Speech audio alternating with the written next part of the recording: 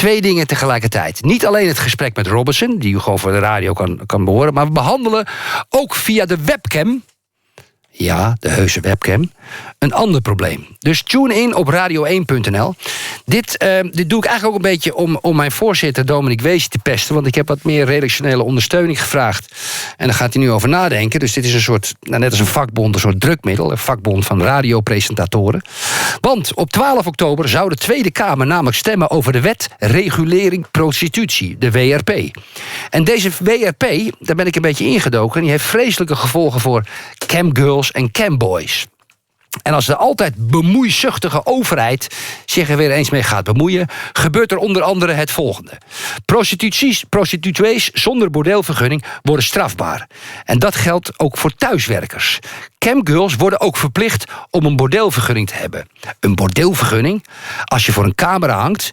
En zonder vergunning riskeren zij ook boetes en een gevangenisstraf. En weet je wat de overheid ook nog wil?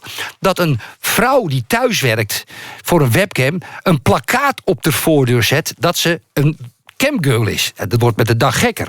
En de politie mag de huizen van deze sekswerkers binnenkomen, zelfs zonder hun toestemming. Dus ik heb een soort combinatie. Het gesprek van Tommy Robinson. En in Opvliegers hebben wij als protest, en natuurlijk ter loyaliteit van onze lieve webcamgirls, er eentje live in de uitzending. Ik word morgen geschorst, maar dat is even iets anders. Maar gaat u vooral naar radio1.nl. U hoeft niet uw creditcard te trekken. Het is helemaal gratis en voor niets. En als u alleen wil luisteren, dan luistert u nu naar Tommy Robinson. Good morning, Tommy. I am. Good morning, Eric. Good morning. A pleasure to have you here. This is my first interview in English on the radio, so that's also nice for me in my learning process. Tommy, I got a question. I was criticized a lot by interviewing you beforehand already, because people tend to put you in a straight line with the National Front. Tell my listeners how you threw the National Front out of Luton, for example. Yeah, that couldn't be more.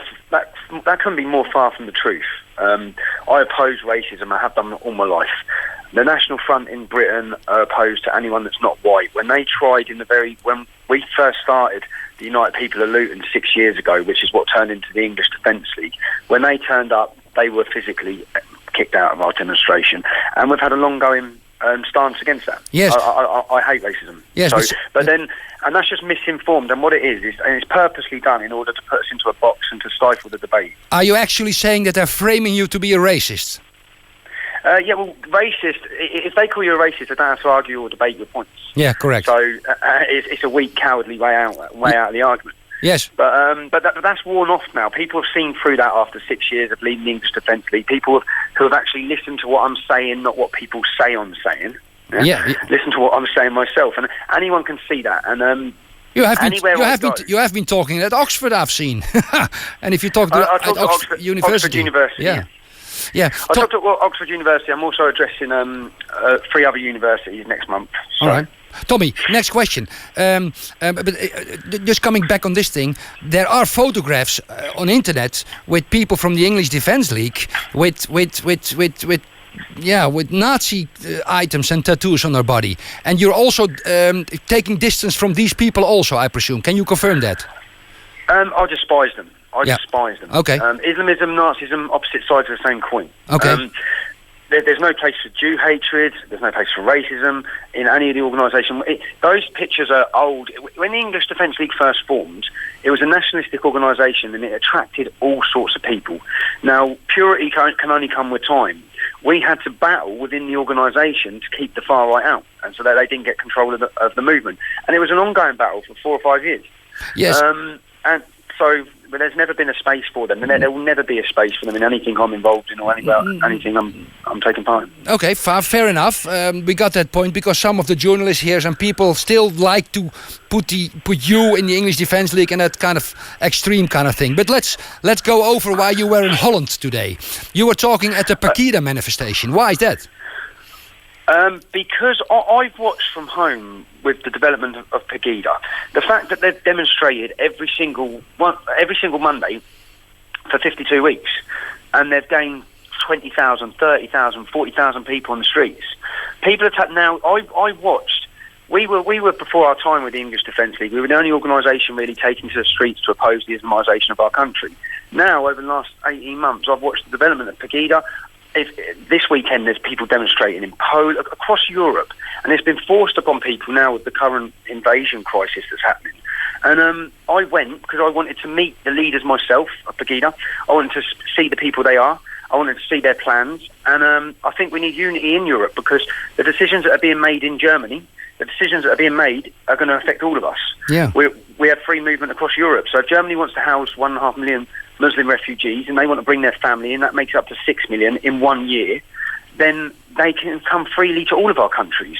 And with all, our leaders have already said multiculturalism's failed, and really what they're saying is Islam's failed. And if it's already failed, and we've got millions of unintegrated, unassimilated Muslims across Europe, 15 million or so across Europe, then we're not going to help the situation by bringing more and more and more. Okay, that's fair enough. I come back to that point. But you also know that Pagida also, like in the beginning of the English Defence League, Pagida has some rough followers also. How can you, that is my problem. All these movements, they attract certain people. We have with the socialists, you have with the international socialists, you have with English Defence League, you get the National Front guys with you, and also with Pagida. And then what I feel, I mean, I'm not saying it's right or wrong, Pagida, I'm not entitled to say so, but what I feel is that all sorts of people try to make the same connection, and the counterparties are using the small parts extremes to downplay any movement. Well, Pagida last week had 20,000 demonstrators. They had 146 police officers on duty. 146 police officers. Now, the police do not fear the people who come in support of Pagida. It's only when there's a counter demonstration that they need a large police presence. We saw that today. We saw that today. We saw that today. Yeah. The extreme, violent, hostile left violently attacking people exercising their democratic right. Were they there today? Were they there today also, Tommy? Were you booed? They were there today. They were attacking police officers, starting violent confrontations. But I've seen that everywhere I've ever gone with the violent fascist left, extreme left. But and it's very easy to stereotypical when people say people look rough and Islam is affecting everyone across the whole of Europe, and people are concerned about it, and people are taken to the streets, and you can't choose who comes on the streets. But I know from speaking to Pagida's leaders about the police presence, about the demonstrations, they said they don't have any problems at the demonstrations. In fact, what Pagida's done, which is why I want to meet him, is they've hit the middle ground. In England, we'd call it Middle England, the middle class people. Yes. So families coming out, old women coming out, people bringing their children. But they can only do that because they know in Dresden they're not going to get a violent confrontation. Mm-hmm. In England, there's not many female school teachers who would want to come out on the street and oppose Islam, because you will get violently attacked. Is that so? And especially in Luton, I mean, in Luton, your hometown, where you live, there's a big Muslim community, yeah? Yeah, so Luton's... I was born and bred in Luton, and Luton has 30 mosques. We have 25 to 30% of the town is Muslim. Growing up, I suffered... I learned firsthand. I learned that the word in Urdu, gullah, means white boy, because that's what we used to get called. I said, so we experienced the hostility, the intolerance, not from all the Muslims, because some of the best people I met through growing up were Muslim, not from all the Muslims, but there is a section and there is a hatred that's being bred within that community towards us. Are you in danger in Luton, Tommy? I am in danger. Well, I've had 6 official Osman warnings from the government that are telling me there's an imminent threat on my life. We've had 6 Muslims who were pulled over with guns, suicide notes, IEDs. They got 28 years in jail. They were coming to blow us up and kill us. And it's not just me who's in danger. Anyone, you know, in Holland yourselves. Look at Geert Wilders. Look at the way he has to live his life. Mm-hmm. Just because he wishes to speak out.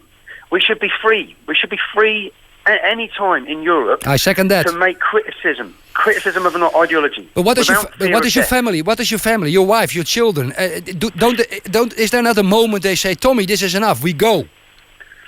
Of course. My wife's given me that ultimatum for the last 6 years, but I try to stress that this isn't about my wife or my children. This is about everyone's wives and everyone's children. You love your country, Tommy? Yeah, but what's going to happen? I fear more the consequences might happen to myself or my wife and children. I fear the consequences for the entire next generation. Because if we don't sort this out, if we really don't sort this out, we're handing down a dangerous country, a dangerous continent, and there's going to be a lot of problems. And we don't want those problems. We want to do everything we can to avoid those problems, but quite frankly, it looks like the EU and the dictatorship at present is forcing them upon us. All right. Tommy, 2 questions left. I have to ask, you were in jail. Yep. What happened? I was in jail recently on a mortgage fraud charge. So basically what happened, when the English Defence League formed, I'm actually going to do a big massive dissection and a speech and put it out soon explaining everything, the ins and outs. But I was arrested and they froze all my assets and they went back 10 years. They didn't have a crime, they came in looking for a crime, and this was disruption tactics, complete disruption tactics because of the English Defence League. They put me on a freezing order for 4 years. And in the end, I pleaded guilty under duress. I pleaded guilty because they agreed to leave my wife because they were going to put my wife on a court trial. They also had 2 of my other relatives on court trials just for silly little things like not paying tax on 2006 on things that were sold on eBay. Mm-hmm. And what I pleaded guilty to was my brother-in-law. I lent my brother-in-law £20,000 as a deposit going back 8 years so he could buy his first house. Now, on his mortgage form, he said he earned more than he did. He bought a house, he sold it 9 months later, the mortgage company were paid back, no one ever lost any money. It was just a self-certification mortgage application. Was it a setup? No. So all I done was lend him the money, but I would have got not guilty in court. But I pleaded guilty because if I didn't plead guilty, my wife would have had to stand trial. My wife's identity then, no one's got pictures of my wife, no one's got pictures of my kids.